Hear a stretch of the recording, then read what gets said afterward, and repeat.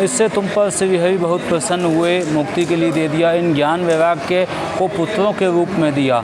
तो मुक्ति उनकी दासी है भक्ति देवी की, और ज्ञान और वैराग्य उनके दो पुत्र हैं।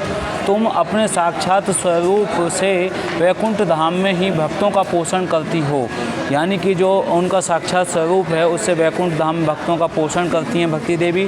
भूलोक में तो तुमने उनकी पुष्टि के लिए केवल छाया रूप धारण कर रखा है। तब तुम मुक्ति ज्ञान और वैराग्यों को साथ लिए पृथ्वी तल पर आई और सत्य युग से द्वापर पर्यंत बड़े आनंद से रहीं।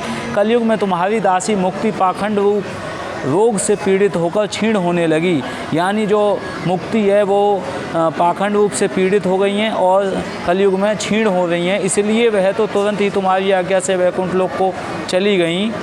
इस लोक में भी तुम्हारे स्मरण करने से वह आती है और फिर चली जाती है, किंतु इस ज्ञान वैराग्य को तुमने पुत्र मानकर अपने पास ही रख छोड़ा है। दासी तो चली गई, आती हैं चली जाती हैं, लेकिन ज्ञान और वैराग्य पुत्र हैं तो इसलिए वो पास में ही हैं, लेकिन वो दोनों बूढ़े हैं। और भक्ति देवी वृंदावन में आने से क्या हो गई हैं, वापस जवान हो गई हैं। फिर भी कलयुग में इनकी उपेक्षा करने होने के कारण तुम्हारे ये पुत्र उत्साहहीन और वृद्ध हो गए हैं। फिर भी तुम चिंता न करो, मैं इनके नवजीवन का उपाय सोचता हूँ।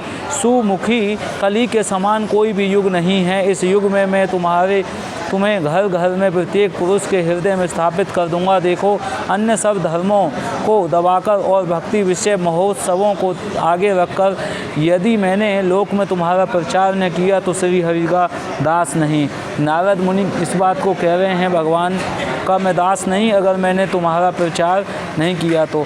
इस कलयुग में जो जीव तुमसे युक्त होंगे वे पापी होने पर भी वे हट के भगवान श्री कृष्ण के अभय धाम को प्राप्त होंगे। जिनके हृदय में निरंतर प्रेम रूपणी भक्ति निवास करती है वे शुद्धांत करण पूर्व स्वप्न में भी यमराज को नहीं देखते। जिनके हृदय में भक्ति महारानी का निवास है उन्हें प्रेत पिशाच राक्षस या दैत्य आदि स्पर्श करने में भी समर्थ नहीं हो सकते। देख रहे हैं आप, यमराज के स्वप्न में भी दर्शन नहीं होते। जिसके हृदय में निरंतर भक्ति चलती रहती है, और निरंतर भक्ति देवी को चलाने का एकमात्र कारण है भागवत कथा। जितना भागवत कथा हम सुनेंगे, ज़्यादा से ज़्यादा श्रवण करेंगे और उसे दूसरों को सुनने के लिए प्रेरित करेंगे, सुनाएंगे, दान देंगे। इस प्रकार से जो भगवान के कार्य हम करेंगे, ठाकुर जी को भोग लगाएंगे, नाम जप करेंगे, हर पल भक्ति के कार्य हमें करते रहना है। कोई कहे कि हमारी तो ड्यूटी है, जॉब करते हैं, तो अपने जो जॉब करते हैं उसमें भी मन में निरंतर भगवान का नाम चिंतन करते रहो और काम करते रहो।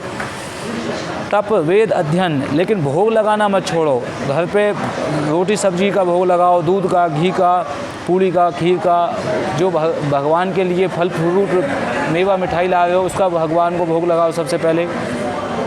तप वेद अध्ययन ज्ञान और कर्म आदि किसी भी साधन से भगवान वश में नहीं किए जा सकते, वे केवल भक्ति से ही वशीभूत होते हैं। इसमें श्री गोपीजन प्रमाण हैं।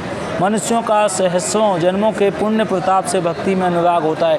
मतलब हजारों जन्म जब भगवान के भक्ति की ओर व्यक्ति तपस्या करता है, मन लगाता है, इच्छा करता है कि मैं भगवान की ओर चलूं, जब हजारों जन्मों के प्रताप से भक्ति में अनुराग हो पाता है। अनुराग करने के लिए वो व्यक्ति हजारों जन्मों प्रयत्न करता है। ज़बरदस्त प्रयत्न करने के बाद हजारों जन्मों में किसी एक जन्म में जाके प्रयत्न हो पाता है। लेकिन कुछ व्यक्ति जो अगर ध्यान पूर्वक मन को लगा के रखें तो कुछ ही बहुत जल्दी समय में 10-20 साल में भी ये अनुराग उत्पन्न हो सकता है। 1000 जन्म की ज़रूरत नहीं पड़ेगी।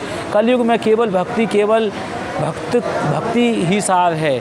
कलयुग में जो है केवल भक्ति ही सार है। कलयुग केवल नाम आधारा, उतरे नर भव पारा। कलयुग जो है भगवान के नाम से ही भवसागर से पार करने में सक्षम है। भक्ति से तो साक्षात श्री कृष्ण चंद्र सामने उपस्थित हो जाते हैं। जो लोग भक्ति से द्रोह करते हैं वे तीनों लोकों में दुख ही दुख पाते हैं। पूर्व काल में भक्त का तिरस्कार करने वाले दुर्वासा ऋषि को बड़ा कष्ट उठाना पड़ा था। बस व्रत, तीर्थ, योग, यज्ञ और ज्ञान चर्चा आदि बहुत से साधनों की कोई आवश्यकता नहीं है। एकमात्र भक्ति ही मुक्ति देने वाली है। सूत जी कहते हैं, इस प्रकार नारद के निर्णय किए हुए अपने महात्म्य को सुनकर भक्ति के सारे अंग पुष्ट हो गए और वे उनसे कहने लगीं। भक्ति ने कहा, नारद जी आप धन्य हैं, आपकी मुझ में निश्चल प्रीति है, मैं सदा आपके हृदय में रहूँगी, आपको कभी छोड़कर नहीं जाऊँगी। साधो आप बड़े कृपालु हैं, आपने क्षण भर में ही मेरा सारा दुख दूर कर दिया। किंतु अभी मेरे पुत्रों में चेतना नहीं आई है। आप इन्हें शीघ्र ही